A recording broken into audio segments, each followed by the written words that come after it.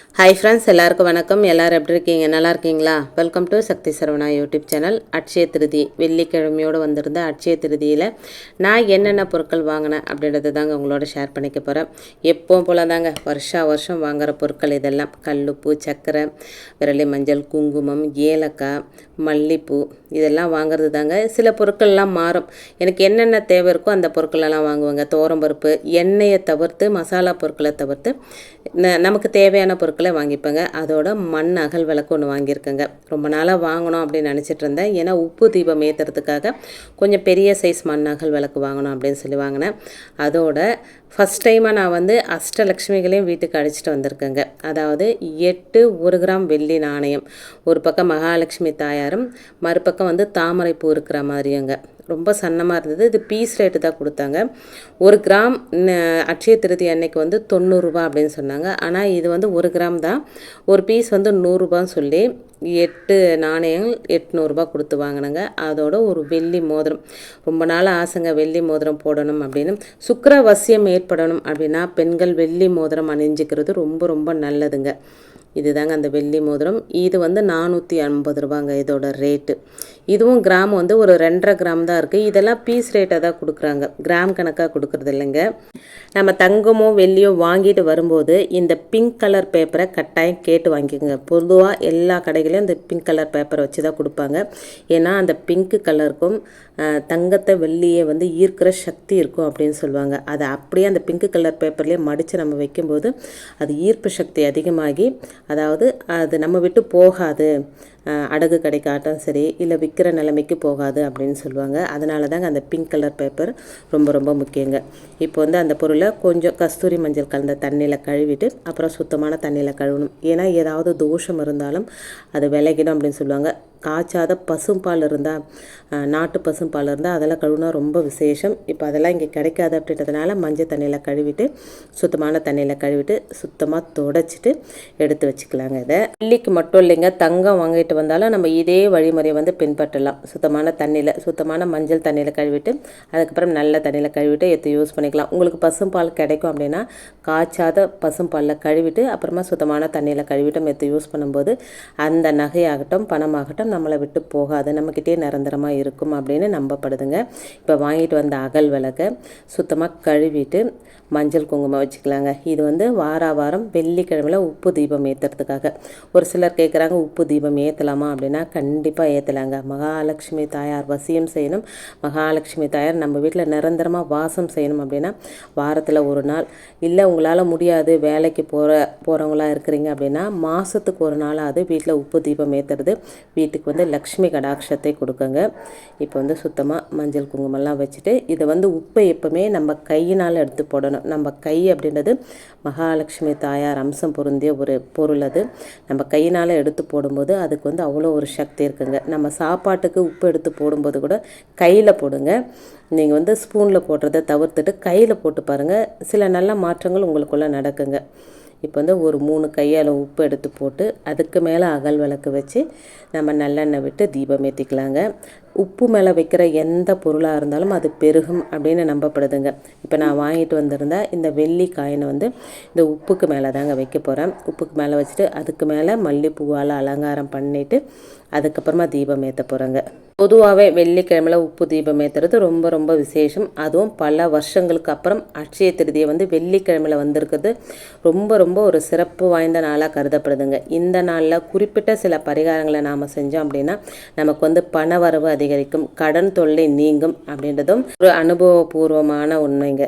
இப்போ அந்த வெள்ளி நாணயம் வச்சுட்டு அதுக்கு மேலே மல்லிப்பூ வாசம் அப்படின்றது எல்லாருக்குமே ரொம்ப ரொம்ப ஒரு பிடிச்ச வாசம். தெய்வங்களுக்கு மட்டும் இல்லைங்க, மனுஷங்களுக்கும் ரொம்ப பிடிச்ச வாசம் இந்த மல்லிப்பூ. அதனால தாங்க எவ்வளோ விலையாக இருந்தாலும் ஒரு முழம் 100 ரூபா இருந்தாலும் அதை வாங்கி வைப்பாங்க. குறிப்பாக அந்த சேடுங்க இருக்காங்க பார்த்தீங்களா, நகைக்கடை வச்சுட்ருக்கிறவங்க, எவ்வளோ விலையாக இருந்தாலும் இந்த மல்லிப்பூ மட்டும் கண்டிப்பாக ஒரு முழமாவது வாங்கி வைப்பாங்க. ஏன்னா அந்த அளவுக்கு ஒரு வசியத்தன்மை இருக்கிற ஒரு பொருள் அப்படின்னா அது மல்லிப்பூங்க.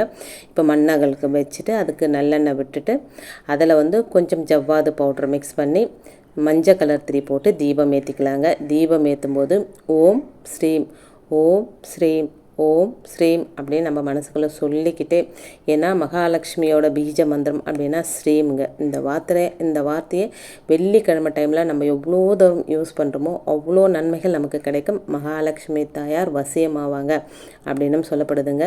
அதோட ஓம் நமோ வாசுதேவாய நமக அப்படின்ற மந்திரத்தையும் 11 முறை தொடர்ந்து 11 வெள்ளிக்கிழமைகள் தொடர்ச்சியாக நம்ம சொல்லிட்டு வந்தோம் அப்படின்னா பண வரவில் மிகப்பெரிய ஒரு மாற்றம் நடக்குங்க. ஏன்னா மகாலட்சுமி தாயார் எங்கே இருக்கிறாங்களோ அங்கே வந்து கண்டிப்பாக பெருமாள் இருப்பார். பெருமாள் எங்கே இருக்கிறாங்களோ அங்கே வந்து மகாலட்சுமி தாயாரும் இருப்பாங்க. நம்ம மகாலட்சுமியை வழிபட்டுட்டு பெருமாளை வழிபடாமல் இருந்தால் எப்படிங்க? அதனால் ஓம் ஸ்ரீம் வார்த்தை எந்த அளவுக்கு ஒரு சக்தி வாய்ந்த வார்த்தையோ அதே மாதிரி தாங்க ஓம் நமோ வாசுதேவாய நம அப்படின்ற மந்திரமுங்க. தொடர்ந்து 11 வெள்ளிக்கிழமைகள் உங்களால் முடியும்னா 27 தரம் 108 தரம் கூட சொல்லலாங்க. முடியாதவங்க அட்லீஸ்ட் 11 முறையாவது சொல்லி 11 வெள்ளிக்கிழமை நீங்கள் இந்த மந்திர வழிபாட்டை செஞ்சுட்டு வரும்போது நம்ம வீட்டில் பண வரவு, அதாவது வறுமை நீங்கி பணம் மற்றும் ஏனைய அனைத்து செல்வங்களும் அஷ்ட ஐஸ்வர்யங்களும் நிறைஞ்சு இருக்கும் அப்படின்னு சொல்லப்படுதுங்க. இது உண்மையும் கூடங்க. ஸ்ரீம் என்ற வார்த்தையும் சரி, ஓம் நமோ வாசுதேவாய அப்படின்ற மந்திர வார்த்தைகள் நம்ம வீட்டில் எந்த அளவுக்கு ஒலிக்கப்படுதோ அந்த அளவுக்கு நன்மைகள் நமக்கு சேருங்க. இப்போ வந்து உப்பு தீபம் ஏற்றிட்டேங்க. உப்பு தீபம் ஏற்றிட்டு அதுக்கப்புறம் மகாலட்சுமி தாயாரை வந்து மல்லிகை பூக்களால் நம்ம அர்ச்சனை பண்ணிக்கலாங்க. ஓம் ஸ்ரீ மகாலட்சுமியே நமக. ஓம் ஸ்ரீ மகாலட்சுமியே நமக. ஓம் நமோ வாசுதேவாய நமக. ஓம் நமோ வாசுதேவாய நமக அப்படின்னு நான் ஒவ்வொரு மந்திரத்தையும் 27 தரம் சொல்லி மல்லிகை பூக்களால் அர்ச்சனை பண்ணிக்கிட்டேங்க. அதோட நம்ம அட்சய பானை ஒன்று செஞ்சு வச்சுருக்கிறோம் பார்த்தீங்களா? உண்மையிலே சொல்கிறேங்க, அதுக்கும் மிகப்பெரிய ஒரு பாசிட்டிவ் வைப் இருக்குங்க. அதனால் அது வச்சதுனால நமக்கு வந்து பணம் நிறைய வந்துடுச்சு, கூரையை பிச்சுக்கிட்டு கொட்டுமா அப்படின்னா அப்படியெல்லாம் கொட்டுறது இல்லைங்க. நம்ம வாழ்க்கையில் நம்ம இதுக்கு முன்னாடி இருந்ததுக்கும் இது வச்சதுக்கப்புறம் இருக்கிறதுக்கும் சின்ன சின்ன மாற்றங்கள் நிறையவே தெரியுதுங்க. நீங்கள் வேணால் ட்ரை பண்ணி பாருங்கள். நம்பிக்கை இருக்கிறது ரொம்ப ரொம்ப முக்கியம். நம்பிக்கை இல்லாமல் நம்ம எந்த ஒரு செயலும் செஞ்சாலும் அதுக்கான பலன் நமக்கு கிடைக்காதுங்க.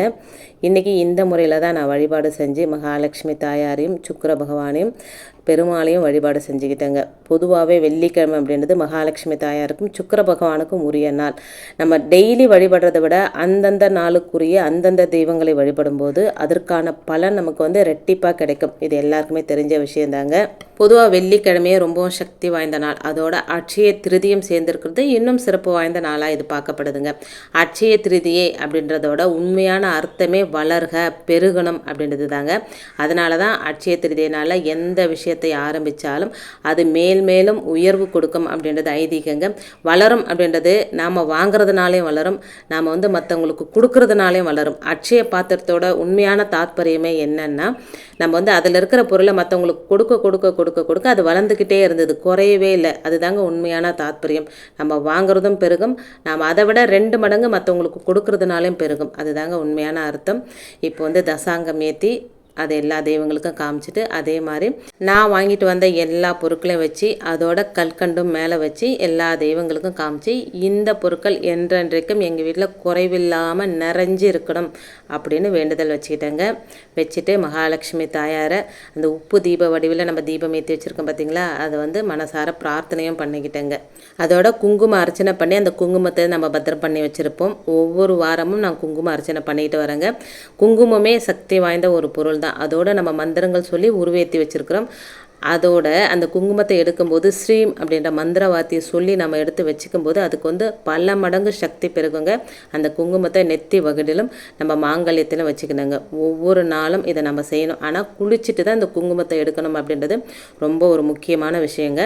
அதோட எலுமிச்சை மரத்தை காலையிலே மகாலட்சுமி தாயார் பாதத்தில் வச்சேங்க. இப்போ சாயந்தரம் அதை 2ஆக கட் பண்ணி ஒரு பக்கம் மஞ்சள் ஒரு பக்கம் குங்குமம் வச்சு நல்லவாசலில் வச்சுருவாங்க. பொதுவாக வியாழக்கிழமை அன்னைக்கு தான் இதை செய்வேன். சரி, இன்றைக்கி அட்சய திருதி அப்படின்றதுனால இன்றைக்கி செய்யலாம் அப்படின்னு சொல்லி இன்றைக்கி நான் செஞ்சு வைக்கிறேங்க. அடுத்த வாரத்துலேருந்து வியாழக்கிழமை தாங்க தொடர்ந்து செய்வேன். இந்த வியாழக்கிழமை செஞ்சேன்னா அடுத்த வியாழக்கிழமை செய்வாங்க. இதை வந்து பொதுவாக எதுக்கு நம்ம செய்கிறது அப்படின்னா, எந்த ஒரு கண் திருஷ்டியும் கெட்டதும் வீட்டுக்குள்ளே வரக்கூடாது அப்படின்றதுக்காக தாங்க. ஒரு சில நிலவாசலில் வந்து உருளியில் பூ போட்டும் வைப்பாங்க. அதுவும் நல்ல ஒரு பாசிட்டிவ் வைப்பு தாங்க. வரவங்களாம் நம்ம வீட்டுக்கு வரவங்களாம் நல்ல எண்ணத்தோடு தான் வருவாங்க அப்படின்னு நம்ம சொல்ல முடியாது. அதனால் முதல்ல பார்க்குற அந்த பொருட்கள் மீது அவங்க பார்வை பதியும் போது அந்த கெட்ட சக்திகள் எல்லாம் வந்து அது இழுத்துக்கும் அப்படின்னு நம்பப்படுதுங்க. நம்ம வீட்டுக்குள்ளே வரும்போது நல்ல மனசோட வருவாங்க அப்படின்ற ஒரு காரணத்துக்காக தாங்க இதை வைக்கிறது. அதோட நான் திரிசூலம் வாங்கியிருக்கிறேன் அப்படின்றது நிறைய பேருக்கு தெரிஞ்சிருக்கும். நான் ஏற்கனவே ஷார்ட்ஸில் போட்டிருக்கேங்க.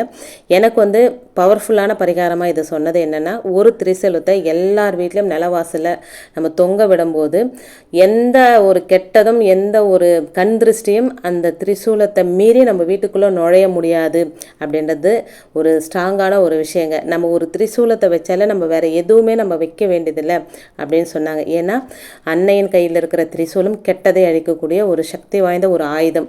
நம்ம வீட்டில் ஏதாவது ஒரு ஆயுதம் கண்டிப்பாக இருக்கணும். பூஜை அறையில் கூட ஒரு ஆயுதம் இருக்கணும் அப்படின்னு சொல்லுவாங்க.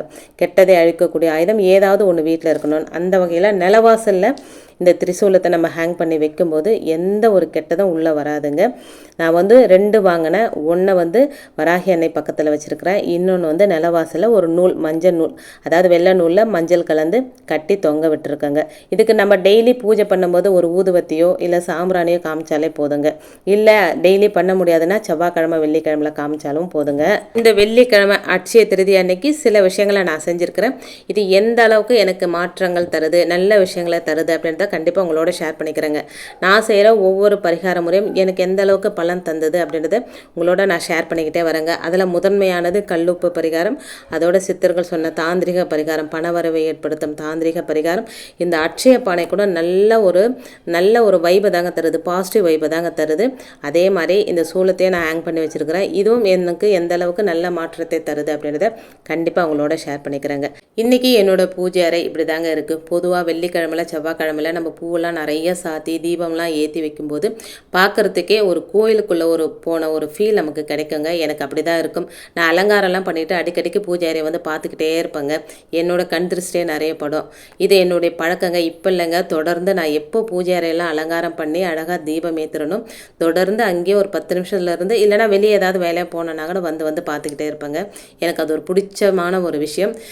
நீங்கள் எப்படி பண்ணுவீங்க அப்படின்றத என்னோட ஷேர் பண்ணிக்கோங்க. இப்போ இருக்கிற காலகட்டத்தில் நமக்கு முக்கியமான பிரச்சனை அப்படின்னா கடன் பிரச்சனை தாங்க. இப்போ வருமானத்துக்கு மீறிய செலவு இருக்கிறதுனால எல்லாருக்குமே கடன் சுமை ஒரு பெரிய பிரச்சனையாக தாங்க இருக்குது. அதுக்கு நாம் செய்கிற சில தவறுகளும் காரணமாக இருக்குதுங்க. வீட்டில் இருக்கிற பொருட்கள் நீண்ட நாட்களாக பயன்படுத்தாமல் இருந்தால் அது வந்து ராகுவோட வீடாக கருதப்படுதுங்க. இதனால் கடன் தொல்லை அதிகரிப்பதோட வீட்டில் சண்டை சச்சரவுகளும் அதிகரிக்கும் அப்படின்னு சொல்லப்படுதுங்க. தேவையில்லாத பொருட்களை வீட்டில் இருந்து அகற்றுவதன் மூலம் வீட்டில் வந்து லட்சுமி கடாட்சம் உண்டாகும், கடன் தொல்லைகள் நீங்கி செல்வம் அதிகரிக்குங்க. அடுத்து இந்த அட்சய திருதியை நன்னாளில் ஒரு எளிமையான பரிகாரம், வெற்றியை கொடுக்கும் வெற்றிலை பரிகாரங்க. பண வரவை வரதை உங்களால் இல்லைங்க, யாராலையுமே தடுக்க முடியாது. நீங்கள் செஞ்சு தான் பாருங்களேன். இதுக்கு தேவையான பொருட்கள் அப்படின்னு பார்த்தா ஒரு வெற்றிலை, நல்ல நிலைமையில் இருக்கிற ஒரு வெற்றிலை எடுத்து நல்லா கழுவிக்குங்க. அதுக்கு மேலே ஒரு 5 ரூபா நாணயத்தை வச்சுட்டு அதை நல்லா மடிச்சுட்டு மகாலட்சுமி தாயாரையும் சுக்கிர பகவானை மனசார வேண்டிக்கோங்க. எங்கள் வீட்டில் அஷ்ட ஐஸ்வர்யங்களும் நிறைஞ்சு இருக்கணும், எங்கள் தேவைக்கு பணம் வந்துக்கிட்டே இருக்கணும் அப்படின்னு பிரார்த்தனை பண்ணிவிட்டு இதை கொண்டு போய் அப்படியே மகாலட்சுமி தாயார் பாதத்தில் வச்சுருங்க.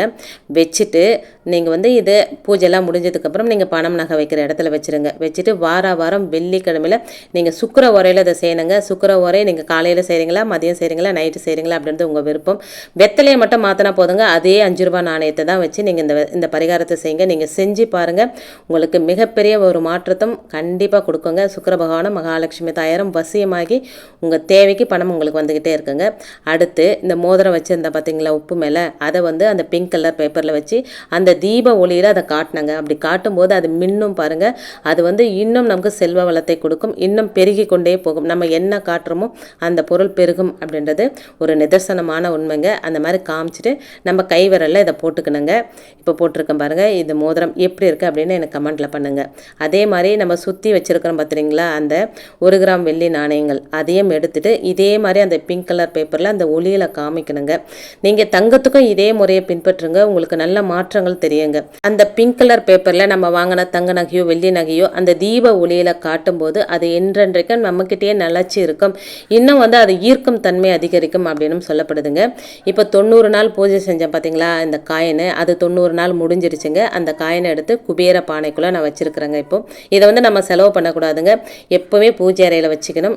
அதுக்கப்புறம் இந்த வெள்ளி கப்பு எடுத்துருக்கேங்க. இதில் தான் வந்து அந்த 8 நாணயங்களை வச்சு சுக்கிர பகவானை வசியம் பண்ண போகிறேங்க. அதாவது வந்து அஷ்டலட்சுமிகள் சுக்கிர பகவான் மகாலட்சுமி தாயார் வசியமாகி நம்ம வீட்டிலே நிரந்தரமாக நிலையாக இருப்பாங்க அப்படின்னு சொல்லப்படுதுங்க.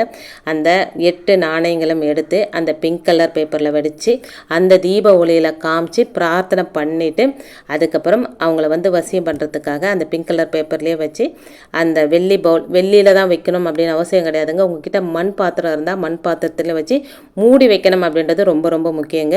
அதுக்கேற்ற மாதிரி ஏதாவது ஒரு தட்டு இருந்தால் அந்த தட்டை வச்சு நீங்கள் மூடிடுங்க. என்கிட்ட வெள்ளி பவுல் இருக்கிறதுனால நான் வெள்ளி பவுலில் வச்சுக்கிறேங்க. இப்போ தீப ஒளியில் காமிச்சிட்டு நல்லா பிரார்த்தனை பண்ணிக்கிறான். சுக்கிர பகவானுக்கு உரிய உலோகம் அப்படின்னா வெள்ளி தாங்க. அந்த வெள்ளியை வந்து நம்ம தங்கத்தை விட வெள்ளிக்கு பவர் அதிகம் அப்படின்னு சொல்லுவாங்க. அதில் வச்சு அதுக்கு மேலே 2 மல்லிப்பூ வசியம் பண்ணுற மல்லிப்பூவை வச்சு நம்ம மூடி போட்டு எடுத்து வச்சுருந்தாங்க. ஒவ்வொரு வாரமும் வெள்ளிக்கிழமையில் சுக்கிர ஓரையில் இந்த காசெல்லாம் எடுத்து நம்ம பூஜை பண்ணிவிட்டு மறுபடியும் எடுத்து வச்சு நம்ம பூஜை அறையில் வச்சிடலாங்க. பூஜை அறை பாதுகாப்பாக இல்லை அப்படின்னு நீங்கள் நினச்சிங்க அப்படின்னா நீங்கள் பூஜையெல்லாம் பண்ணிவிட்டு பீரோலையோ இல்லை பணம் நகை வைக்கிற இடத்துலையோ நீங்கள் வச்சுக்கலாங்க. ஒவ்வொரு வெள்ளிக்கிழமையிலும் கொண்டு வந்து சுக்கிர ஓரையில் பூஜை பண்ணிவிட்டு மறுபடியும் உங்களுக்கு எங்கே பாதுகாப்பாக இருக்கும்னு நினைக்கிறீங்களோ அங்கே வச்சுருங்க. இன்றைக்கி அட்சய திருதி அன்னைக்கு நான் என்னோடய வீட்லேயும் பூஜை அறையிலும் சில மாற்றங்கள் செஞ்சுருக்கிறேன். அது எந்த அளவுக்கு எனக்கு நல்ல பலன்களை தந்தது அப்படின்றத கண்டிப்பாக உங்களோட நான் ஷேர் பண்ணிக்கிறேங்க. உங்களுக்கும் நம்பிக்கை இருந்தால் கண்டிப்பாக இந்த விஷயங்கள்லாம் செஞ்சு நல்ல பலனை அடையுங்க. இன்றைக்கி வீடியோவில் நான் சொன்ன விஷயங்கள் உங்களுக்கு பிடிச்சிருந்தது அப்படின்னா ப்ளீஸ் சேனலுக்கு சப்ஸ்கிரைப் பண்ணி சப்போர்ட் பண்ணுங்கள். இந்த வீடியோவை உங்கள் ஃப்ரெண்ட்ஸ் அண்ட் ஃபேமிலிக்கும் ஷேர் பண்ணிவிடுங்க. அவங்களும் பலனடையட்டும். இன்னொரு எளிமையான ஆன்மீக தகவலோடு உங்களை சந்திக்கிறேன்.